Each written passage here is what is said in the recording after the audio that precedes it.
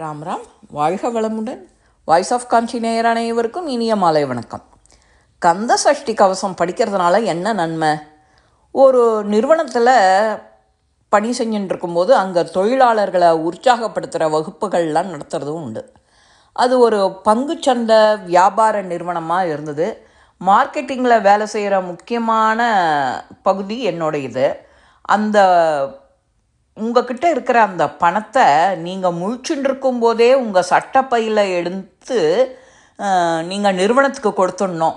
இதுதான் குளோபலைசேஷன் மூலமாக அந்த புதிய வியாபார உத்தி. சரி, அது ஒரு பக்கம் இருக்கட்டும். தொழிலாளர்களுக்காக நடத்தப்படுற இந்த வகுப்பில் மனசை அமைதியாக வச்சுக்க, உடலை பேணி காக்க சில விஷயங்களை சொல்லி கொடுப்பா. அதில் ஒன்று, டென்ஷனாகவே வாழற நாம் மனசை எப்படி அமைதிப்படுத்திக்கணும் அப்படிங்கிறதுக்கு ஒரு புதிய முறையை கற்றுக் கொடுக்குறா. இந்த முறையை அறிமுகப்படுத்தியவர்னு சொல்லி ஒரு ஆங்கிலேயரோட பெயரை சொல்கிறா.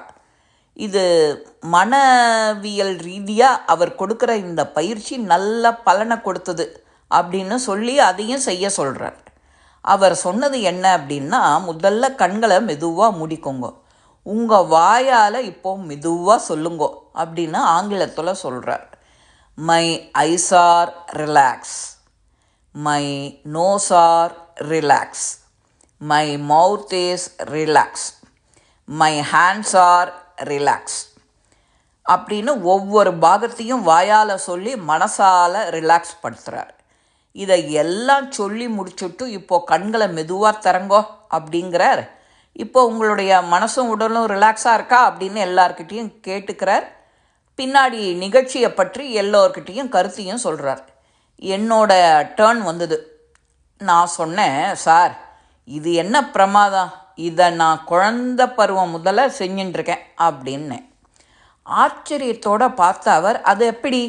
எனக்கு தெரிந்தவரை இது புதிய மனோவியல் முறை, இதை எப்படி நீங்கள் குழந்த பருவத்திலிருந்தே செய்ய முடியும்னு கேட்டார். நான் சொன்னேன், சார் நீங்கள் என்னெல்லாம் சொல்கிறீங்களோ அதை எல்லாமே நாங்கள் சின்ன வயசுலேருந்தே சொல்லின்னு இருக்கோம். அதாவது கந்த சஷ்டி கவசத்தில் சொல்லியிருக்கு இல்லையா, உடலின் ஒரு ஒரு அவயமும் விடாமல் தியானிக்கிற பயிற்சி தான் அது. ஆன்மீக ரீதியாக மிக அருமையாக கொடுக்கறதுன்னு சொன்னேன். ரொம்ப ஆர்வமாக கேட்ட அவர் கந்த சஷ்டி கவசத்தை சொல்கிறதுனால என்ன பயன்கிறத விரிவாக சொல்ல சொன்னார். நானும் சொல்லினேன். கந்த சஷ்டி கவசம் சொல்லும்போது நம்ம உடலில் உள்ள ஒவ்வொரு பாகங்களையும் ஒவ்வொரு வேல் காக்குமாறு பிரார்த்திக்கிறோம் இல்லையா, அதில் ஒரு சில வரிகளை பார்ப்போம். கதிர்வேல் இரண்டும் கண்ணினை காக்க, விதி செவி இரண்டும் வேலவர் காக்க, நாசிகள் இரண்டும் நல்வேல் காக்க, பேசிய வாயுதனை பெருவேல் காக்க, கண்ணம் இரண்டும் கதிர்வேல் காக்க, எண்ணிலங்கழுத்தை இனியவேல் காக்க. இப்படியே உடலில் ஒரு அங்கம் விடாமல் சொல்லின்னு இருக்கோம். இப்படி நாம் வாயால் ஒவ்வொரு அவயங்களை பற்றி சொல்லும் போதும் நம்முடைய மனசு அந்த அங்கத்தில் நிலைக்கிறது. அப்புறம் மனசு தியானிக்கிற அந்த அங்கத்தின் மூலம் மூளை தானாகவே ஒரு சில வினாடி கூர்ந்து கவனிக்கிறது. இப்படி மூளையோட தனி கவனத்துக்கு வரும்போது அந்த பாகத்தோட மூளையோட செயல்பாடு இன்னும் சிறப்பாகுது. இதை தினசரி நாங்கள் அமைதியான மனநிலையில் 2 முறை இந்த மாதிரி சொன்னோன்னா நம்ம மூளை கவனத்திற்கு கொண்டு வர்றது நம்ம உடலில் இருக்கிற சின்ன சின்ன குறைபாடுகளை இருந்தால் கூட அந்த மூளை தானாகவே சரி செஞ்சுக்க ஒரு தூண்டுதலாக அமையும்.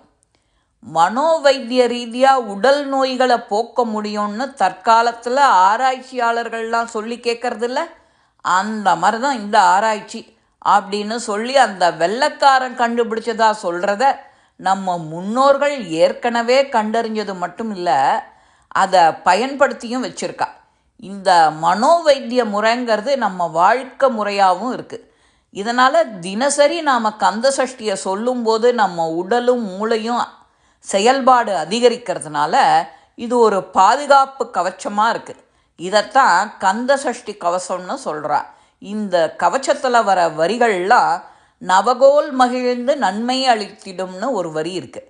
இது வார்த்தைகளால் சொல்லும்போது மந்திரத்தினால் நவக்கோள்கள் எப்படி நன்மை செய்யும் அப்படின்னு உனக்கு தோணலாம். இந்த பூமியின் மீது பாதிப்பு ஏற்படும் போது மனித உடலில் பாதிப்பு ஏற்படாதா என்ன?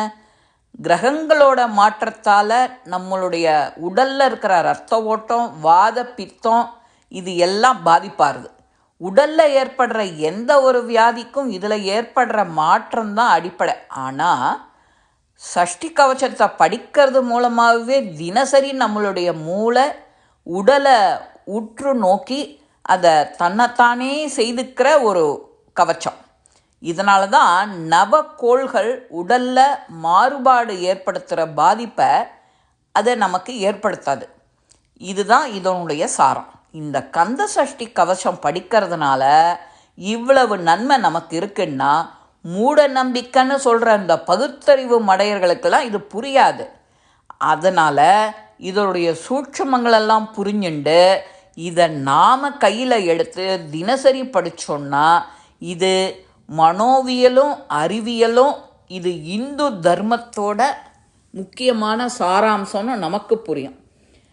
காக்க காக்க கனகவேல் காக்க அப்படின்னு நாமளும் கந்த சஷ்டி கவச்சத்தை இனிமே சொல்லி நம் வாழ்க்கையை நாம் பாதுகாக்க இது பெரிதும் பேருதவியாக இருக்கும். இந்த பதிவு உங்கள் எல்லாருக்குமே பிடிச்சிருக்கோம். லைக் பண்ணுங்க, ஷேர் பண்ணுங்க, பெல் பட்டனை கிளிக் பண்ணுங்க, சப்ஸ்கிரைப் பண்ணுங்க, கமெண்ட்ஸ் பாக்ஸில் கமெண்ட்ஸ் போடுங்க. ஸ்ரீ மகாபெரிவா திருவடிகளே சரணம். நல்லதே நடக்கும். ஆனந்தமாக இருப்போம் நண்பர்களே. வாழ்க வளமுடன்.